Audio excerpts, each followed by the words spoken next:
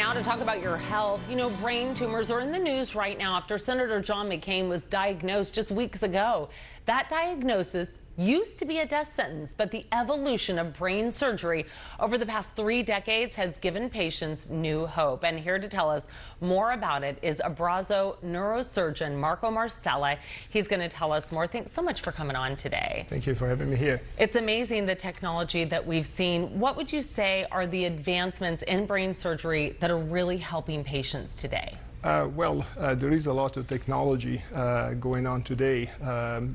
You know that at any given time there are about 700,000 patients diagnosed with a brain tumor, either primary or metastatic, as well as there are about 95,000 new hemorrhagic strokes. So this is quite a devastating disease, and not much was done for those patients in the past. Every patient at any given point will receive an MRI for both diagnostic and, when possible, to do an operation, to carry out an operation. MRI has provided until not long ago just a flat image of the brain, but it wouldn't tell us a lot about the patient, the brain internal wiring, you know, the cabling that's going on inside. MRIs has gone a little further then, and now we can actually see that. This is actually raw data that have been given to the neurosurgeon, but this has been a great game changer. From that point on, now we have new technology. And new technology is available at the Abrazo Central Campus.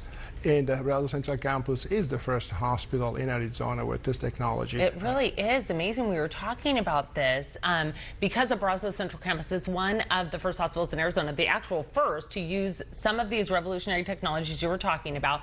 So let's kind of go through them. What is the first? Yes, well, I proudly can say that I was the first neurosurgeon to use this technology. Wow. Excuse me. That's incredible. And the first piece of equipment that I received, it was the NICO brain path. But now those two technologies, the synaptive bright matter and the NICO brain path, are quite complementary. I can't do one without the other.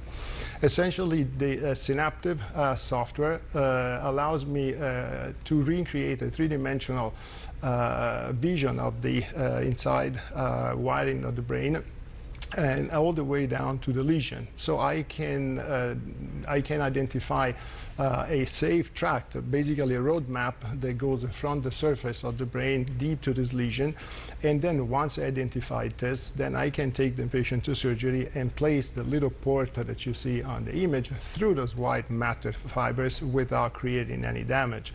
Now, try to imagine this port is only 1.5 centimeter diameter, so there is not a lot of brain dilation, not a lot of brain damage. Yeah. And those lesions, they can ultimately removed with in much safer conditions. They can be removed completely. Sometimes we had to leave pieces behind, and most importantly, now we can access areas that were otherwise inaccessible. Well, you were the first to do this, which is amazing. What do you see for the future? Well, technology like this certainly have helped neurosurgeons quite a lot. We can do better for our patients, and the treatment of different conditions such as brain hemorrhages, which were never treated before, they can actually now be addressed. And there will be studies coming out soon showing that this technology is actually very, very effective. So the future for patients with brain tumors and hemorrhage no longer looks that grim, which is a pretty good thing. It's pretty amazing. And everybody, if you want to learn more, there's so much more to talk about. Go to abrazohealth.com/neuro or call the number on your screen.